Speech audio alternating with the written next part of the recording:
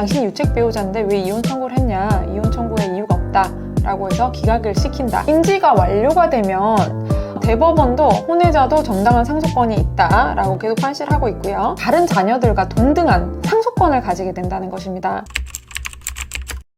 여러분 안녕하세요. 13년차 이혼 전문 박리나 변호사입니다. 최근에 제가 뉴스를 봤는데 홍상수 감독이 지금 김민희 씨하고 지금 같이 사시잖아요. 그런데 최근에 등남을 하셨다는 뉴스를 제가 봤어요. 그래서 그 아이는 어쨌든 새 생명이니까 일단 축하를 드리고, 저는 이혼 전문 변호사니까 어떤 법률적인 쟁점이 있는지 이렇게 설명을 드리게 됐습니다. 지금 홍상수 감독님께서 2016년에 이혼 소송을 제기하고 결국에 최종적으로 대법원에서 이혼 청구 기각을 받았죠. 민법 840조 6호의 기타 사유로 인한 이혼 청구를 하셨을 것으로 보이는데, 우리나라는 대법원에서 유책주의를 택하고 있잖아요. 그래서 이 유책주의가 뭐냐면, 혼인 파탄에 책임이 있는 배우자는 이혼 청구를 할 수 없다 는 원칙입니다. 그래서 이혼 청구를 홍상수 감독처럼 하셨다 하더라도 이제 기각을 시킨다. 당신이 유책 배우자인데 왜 이혼 청구를 했냐, 이혼 청구에 이유가 없다 라고 해서 기각을 시킨다. 그리고 법원에서는 혼인 관계의 파탄이 된 가장 큰 원인이 홍상수 감독에게 있고, 그리고 그의 부인이 이혼을 원치 않았기 때문에 법원은 홍상수 감독의 청구를 받아들이지 않았습니다. 그래서 홍상수 감독이 현재도 법적으로 기혼의 상태죠. 그리고 김민희 씨하고는 법적인 부부관계가 아닙니다. 그래서 그 사이에 아들이 태어났잖아요. 그러면 그 자녀는 혼외자로 간주가 됩니다. 혼외자는 혼인 외의 자녀라는 뜻이죠. 그래서 혼외자도 법적으로 보호는 받지만 인지라는 절차가 필요해요. 인지라는 절차는 아버지가 이 자식이 내 자식이다 라고 인지하는 것을 인지 절차라고 해요. 아버지가 이걸 자발적으로 인지를 할 수도 있고, 이 아이가 내 아이니까 내 아이로 등록을 해달라 라고 할 수도 있고, 아이가 이제 커서 홍상수 감독이 내 아버지이기 때문에 나를 인지해달라 라고 해서 호적에 올리는 방법이 있습니다. 그래서 보통은 어머니나 자녀 측에서 하는 경우에는 인지 청구 소송을 하게 되는 것이죠. 그래서 인지가 된다 라는 거는 이제 아버지의 호적에 이 사람이 내 아버지다 라고 들어가게 된다는 뜻이에요. 그렇게 되면 이제 아버지의 아들이 되기 때문에 상속권도 받을 수가 있고 양육비 청구권도 이 엄마에게 생기는 것입니다.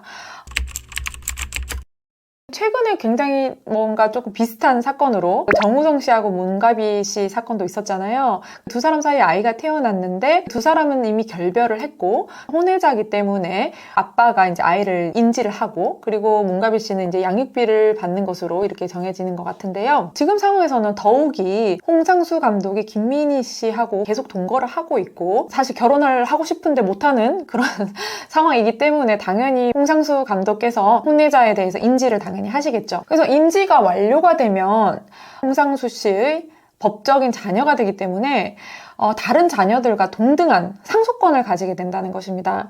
그래서 대법원도 혼외자도 정당한 상속권이 있다라고 계속 판시를 하고 있고요. 사회적인 시선은 안 좋지만 유명하신 분들 중에서는 또 혼외자가 여럿 있으셔서 혼외자가 소송을 해서 인지하기도 하고 아버지와의 상속관계를 만드는 것이죠. 그러면 동등하게 상속권이 있으니까요. 상속은 아버지가 사망을 했을 때, 이 사건 같은 경우는 홍상수 감독이 사망을 했을 때 정당한 상속권을 가진다, 이렇게 보면 되겠네요. 홍상수 감독이 본처와 자녀들이 있는데, 그러면 지금 같은 경우에 이혼을 하지 않았는데 본처와 자녀들은 굉장히 좀 화가 날 수밖에 없는 그런 상황이죠. 왜냐하면 홍상수 감독이 돌아가시면 홍상수 감독 재산 명의에 대해서는 아내하고 자녀들에게 상속권이 있었는데 1.5대 1의 비율이죠. 있는데 그 비율을, 그 1에 대해서 자녀가 한 명으로 더 생김으로 해서 분모가 늘어나잖아요. 그러니까 상속 재산이 줄어들게 되는 것입니다. 그리고 또 많은 분들이 이제 김민희 씨에게 법적인 책임은 없냐라고 이제 물어보시죠. 옛날에는 관통죄가 있었습니다. 근데 관통죄가 지금 사라진 지 꽤 됐죠. 그래서 관통죄가 폐지됐기 때문에 형사처벌은 지금 당연히 받을 수 없는 상황입니다. 그렇지만 우리가 지금 많이 하고 있는 것이 민사 손해배상 청구, 상간녀 소송이라고 많이 하죠.